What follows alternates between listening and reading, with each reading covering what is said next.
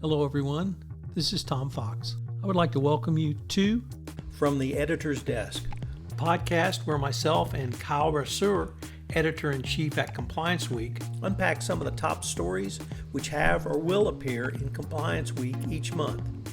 We look at the top compliance stories, talk some sports, and generally try to solve the world's problems. In this episode, Compliance Week Editor-in-Chief Kyle Brasseur returns to talk about some of the articles that appeared in Compliance Week in July, some of the things that Kyle and his team are looking at for articles in August, upcoming Compliance Week seminars, events, and webinars, as well as a deep dive into David Ortiz, Big Papi, and what he means for Boston and the Boston Red Sox. From the Editor's Desk is a production of the Compliance Podcast Network. Hello, everyone. This is Tom Fox, back again with Kyle Brasseur, Editor-in-Chief at Compliance Week, for another edition of From the Editor's Desk. This is the podcast where we unpack some of the top stories which have appeared in Compliance Week, some which will appear in Compliance Week, talk about some of the upcoming events Compliance Week is a part of, and talk sports, where we try to save the world. So I'm Tom Fox, your co-host. And I'm Kyle Brasseur, like Tom mentioned, I'm the Editor-in-Chief at Compliance Week. And I'm once again thrilled to join Tom to bring you some of the top stories that Compliance Week is following, featured writers from Compliance Week, and also, as Tom mentioned, we'll talk some sports. Kyle, what were some of the stories that you were particularly proud of or struck your readership in July? Yeah, Tom, there was a few things. I think for starters, we had a little bit of carryover from late June where the SEC announced its fine against EY for exam cheating. And I think this is something that, EY being an accounting and audit firm, is a little bit more accounting and audit, but we're starting to see this crackdown from regulators far and wide regarding exam cheating. I know FINRA has been doing the same regarding its exams. And the main reason is that most of these exams that are being cheated on are ethics exams. The irony of that. And the regulators are starting to get frustrated with these gatekeeper positions, not taking very seriously the ethics implications of their roles. I thought that really showed in the fine against EY. It was $100 million, which is twice as much KPMG was fined in 2019 over their exam cheating scandal, which also involved some pretty damning findings regarding their sort of collusion with the PCAOB, or not collusion with the PCAOB, but collusion to steal records from the PCAOB. It's very apparent that the regulators really cracking down on this, and regulators in full are cracking down on this. So that was, in terms of our site, there was a lot of attention paid to that. And then one of the other things that I thought was really interesting this last month, especially for chief compliance officers, was seeing SEC Commissioner Hester Peirce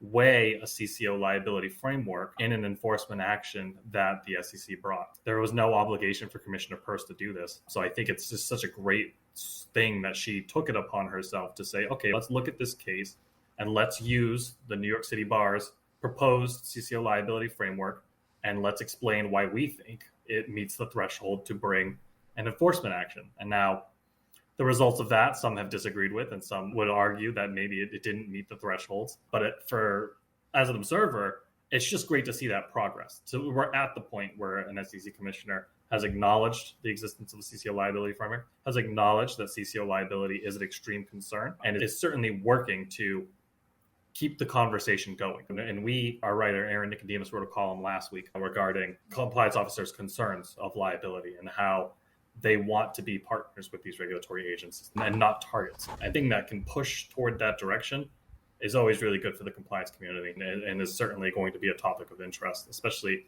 this year. I think liability concerns have really come to the fore with some of the stuff we've been seeing from some of these regulators who have been a little bit more apt to bring cases against chief compliance officers, or with the Department of Justice in its new certification program, putting the spotlight on these individuals. There's been definitely a heightened conversation around liability. And what are some of the things that you've got in the work for August, Kyle?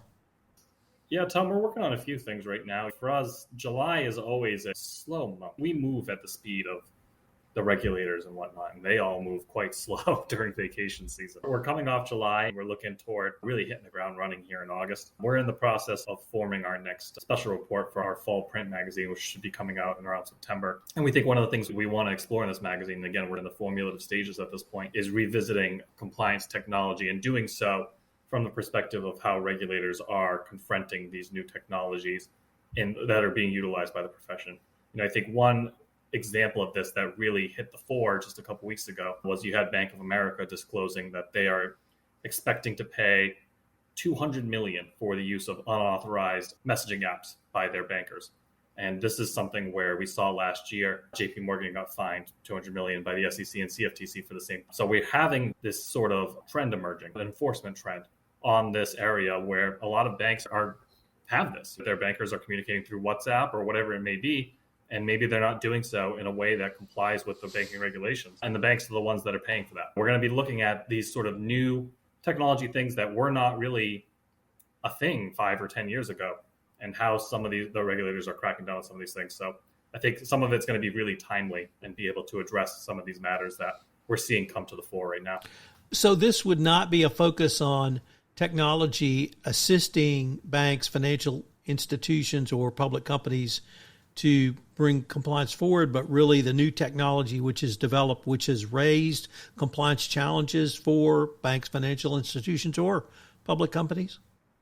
Yeah, I think that there's probably going to be some opportunity to talk a little bit about some of those compliance technologies that are being utilized just solely for a beneficial landscape. But I think for us, one of the things we really want to explore is how regulators are confronting new technologies. Because I think in the last year, we've seen in the European Union, they're putting forward their AI Act. We've seen everything that's going on, the conversation around cryptocurrency, and the SEC obviously making some waves last week with its case that it brought against the insider trading case it brought against the former Coinbase manager, and how they listed it within that enforcement that 9 of these Coinbase offerings were securities. And basis, well, they're not securities to us. So there's a lot of muddy waters around some of these topics. And that's what we sort of want to explore, is to say, all right, here's what the regulators are saying, here's what the businesses are saying, and here's where compliance sort of needs to be, and then in between of these things. Because if you're on the wrong side of it, the way some of these regulators are reacting pretty aggressively, the fines aren't small. And I think, again, the Bank of America case, $200 million, it catches the eye. Let me stay with Coinbase for a minute, because I wanted to ask you, I really sensed a tsunami from that SEC filing, and I didn't fully appreciate the difference between the DOJ, who can sue for wire fraud and bring a criminal action for wire fraud, as opposed to the SEC, who does not have a wire fraud statute. They only have jurisdiction if the item, I'm going to use that word in quotes, is a security. And so they have claimed that the tokens were securities. And just reading the commentary, it seemed one in the crypto world was talking about this. Did you get the sense from where you guys are sitting? Oh, yeah. We don't try to only address cryptocurrency when it really comes to the compliance for it, because it's such a wide-ranging topic. And if we covered cryptocurrency closely, it's the only thing we'd cover. There's always so much to write about it. But for us, the question, or the real thing that comes back to is, and this was something really caught my eye in seeing one of the new CFTC commissioners put out a statement and accuse the SEC of regulation by enforcement. That's what the main conversation that we're having on our end, and the thing that we're looking to explore further is that concept of regulation by enforcement. And we've seen it thrown around a lot with the way the SEC is approaching cryptocurrency. That obviously that Ripple case that's being tried out in the courts right now, there's so many ramifications to that case, because if the court rules with the SEC, it's really going to set a whole bar in terms of the way that the industry is approached. That, I think, is the visceral reaction that's being felt by the cryptocurrency community. That's the problem that they have, is they feel like they can't do anything until somebody gets in trouble, and then they realize where the line is drawn. So yeah, it's definitely a lot of frustration among the folks in that industry. But I think there's also just a lot of frustration among folks from other industries just trying to figure out what's going on.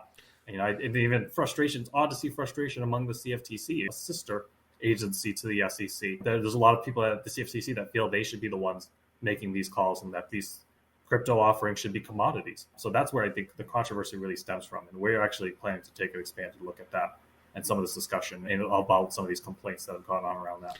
So I have an internal debate with myself all the time, and with a lot of other people, of whether cryptocurrency is a security. I usually come down on the side that it is a security if you're not utilizing it as some type of currency, meaning if you're buying it for investment purposes. Are you guys having those internal discussions at Compliance Week as well? For the most part, I don't think it's our place to make that call. For us, we're paying close attention to what the regulators are saying and really trying to come down on it. I would say all of us are not the most crypto savvy folks. We're certainly not scoring big on crypto trades and splurging all of our earnings or whatnot. But for us, we're just trying to keep a pulse on what's going on and how the regulators are approaching it, because that's what our audience wants to know. And especially our members who are coming from the banking industry and stuff, there's a lot of ramifications there for what cryptocurrencies are determined to be. I know some of the ways these other regulators, we talk a lot about the SEC and their involvement there, but the Treasury is making some moves as well regarding cryptocurrency. And they've thrown out the idea of the US government-backed digital offerings that could really throw things for a loop. We don't have a specific determination either way, but it's just a matter of keeping tabs on things. Let me turn now to any upcoming events, conferences, particular webinars that have gotten a lot of attention or you're really putting some time towards. I know there's an upcoming ESG event. Any other upcoming events you'd like to highlight for us, Kyle? Yeah, we are going to have a few before the year ends. Thank you for asking, Tom. So the ESG event that's coming up in September.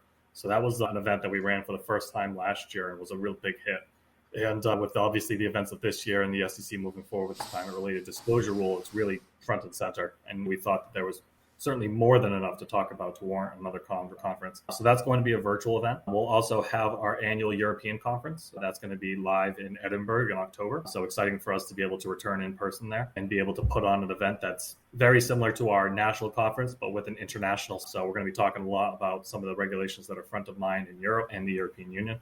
And then late in the year, in December, we're going to have our second third-party risk conference. So we have our first one in Chicago in June. This December 1 will be held virtual, which I was really hoping they would put it somewhere warm, seeing it's going to be in December in Boston, but we're going to be holding this one virtual and be able to cover a lot of the same ground we covered in June and expand on it a little bit more. When I attended the conference in Chicago in June, and a lot of the conversation was on sanctions against Russia and the implications that has for outsourced business and third parties. And I think it's going to be just as timely to revisit it in December and where things stand, where things are going. There's always a lot to talk about. There's a lot to talk about with ESG and third party risk and some of these crackdowns on really the social elements. It was a really riveting session at that June conference about modern slavery and supply chains. There's a lot to be said for all that stuff.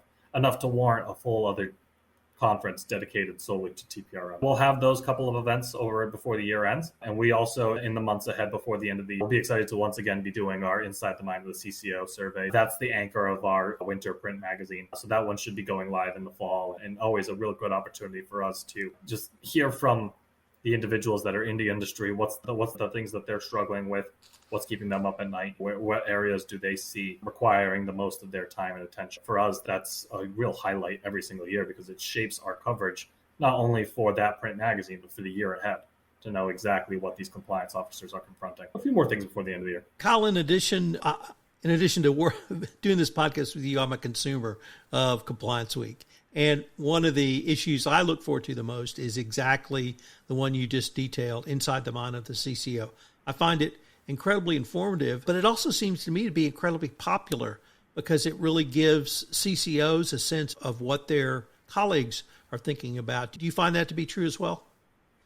I do, yeah. For us, this is going to be our fourth year doing it. And we've always had the survey evolve to the discussion of that year. On the second year that we did it, it was really all about the pandemic in 2020. And then last year, we focused it on ESG, DEI, and cybersecurity, which were a few areas that there was an expectation increased regulation would come down in. And that's the way this year has played out. Obviously, we have the SEC's climate disclosure rule. We have the SEC's rule regarding cybersecurity breach disclosures and the reporting deadlines there. It's always a way for us to take a look at compliance within that year and have practitioners really tell us how they were confronting the major challenges of that year. So yeah, we look forward to it a lot. I think our audience looks forward to it a lot. There are a lot of the questions that we ask on a year-to-year basis in order to have that year-over-year benchmarking. It's definitely a highlight for us, a survey that we're always good to get a lot of interactivity on. And we think it partners great with our end of the year issue, really looking back at what compliance looked like in 2022 and looking ahead to what it'll look like in 2023. Kyle, it sounds like you have some great stuff planned, not only for August, but the rest of the year. So I'm very excited for all of these, but I'm also excited to get to our sports segment. This past weekend was the annual induction of new Hall of Fame members in Cooperstown.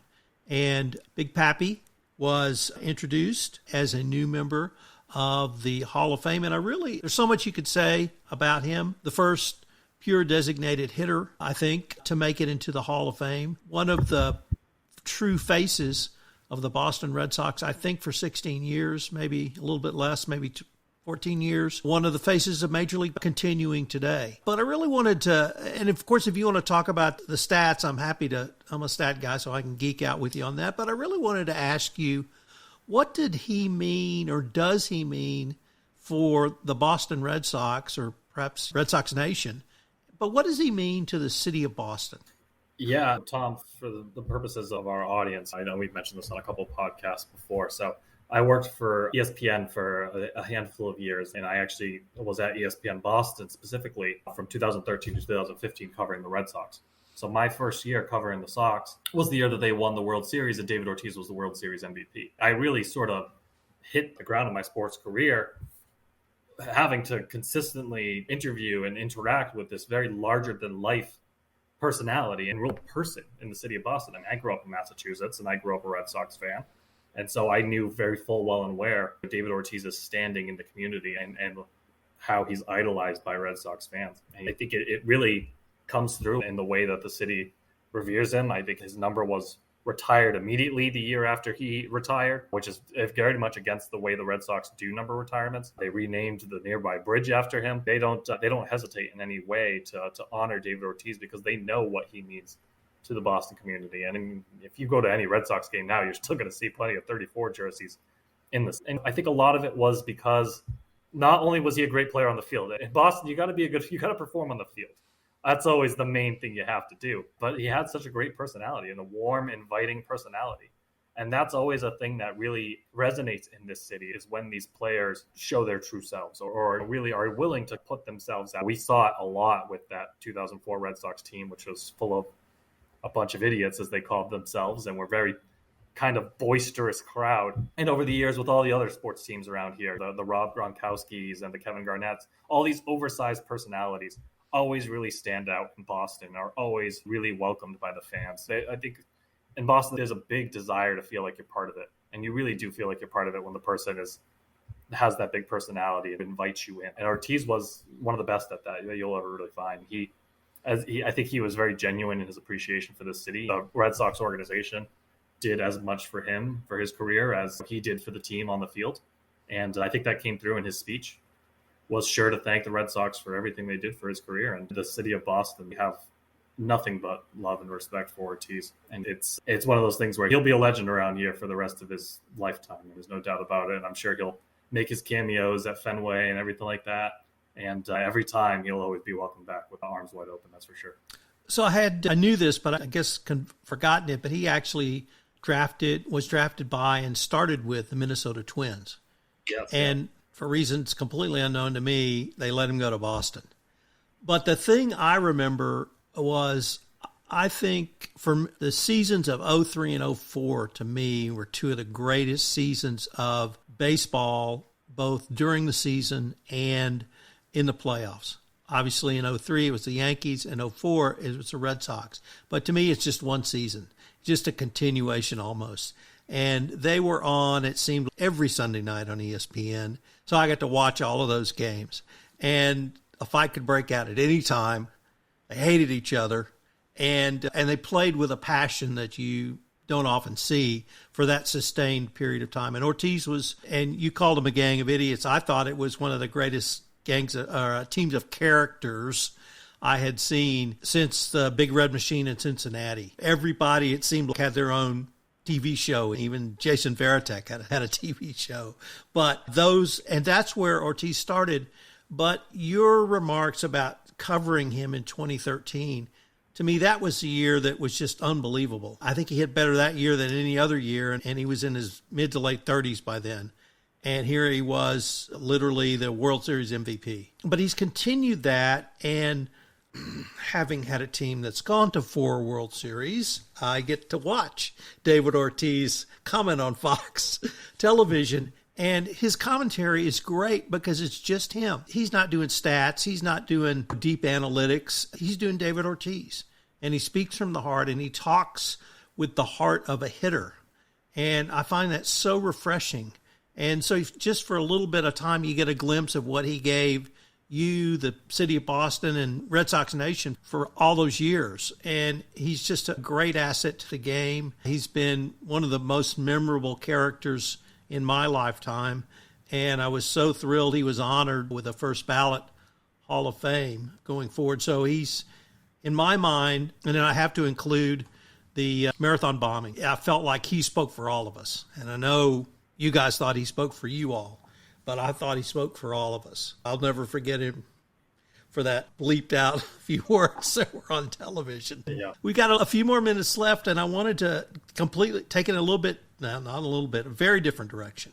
So we have a new golf league set up backed by the Saudi Arabian Sovereign Wealth Fund called LIV or LIV, and they are trying to set up a tour to compete with the PGA. So I've followed golf intermittently, followed it more when I used to play, but I haven't played in a long time. Should we even care about this? Is this just millionaires tussling with other millionaires, or does it really mean something? I think it's funny, Tom, when you and I were talking about and preparing for this podcast, I had made the joke that it's an antitrust story. There's that element of this too, of the golf league. One of the things I think is there's a lot of pomp and circumstance around it. Obviously, when you have huge names leaving one tour for another, it just gets so much attention. But then, if I'm not mistaken, the viewership numbers on LIV are not even remotely threatening. So that's where their money's going to come from in the long term. They can throw their money at these players all they want, but if nobody's watching, it's not a sustainable product.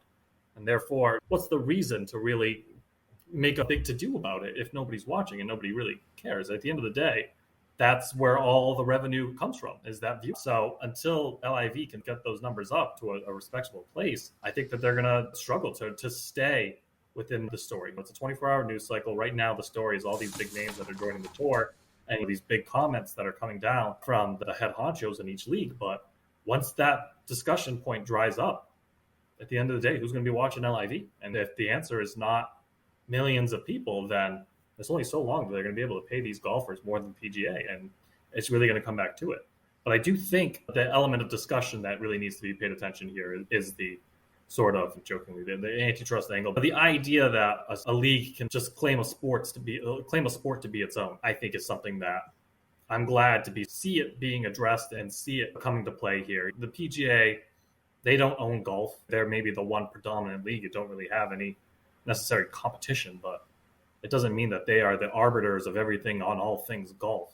And I say this as somebody who has no interest in golf really whatsoever. I don't have the patience for it, and it is not my sport of choice. But as a sports fan in general, I always think there's a lot of audacity on the parts of some of these leagues to think that they are the sport and they transcend it. And I don't think that's the case at all. So it's nice to see that stuff come to a head. You hope that if LIV isn't a long-term thing, it doesn't hold out, that it at the very least helps to teach the PGA some lessons in terms of appreciating its players, appreciating its fans, and appreciating the luck that it's had over these years, so the good place that it's been in, because all it takes is an upstart to come through and promise better things to really shake things up. And we'll see what LIV's face hold. At the end of the day, I think there's a lot of good that's going to come from it, no matter what goes down, even if the PGA just smartens up in a couple ways and confronts some of the things it needed to confront. Maybe we can visit this down the road a little bit, Kyle. So, Kyle, unfortunately, we're near the end of our time, but I thank everyone for listening and joining us. I'm Tom Fox.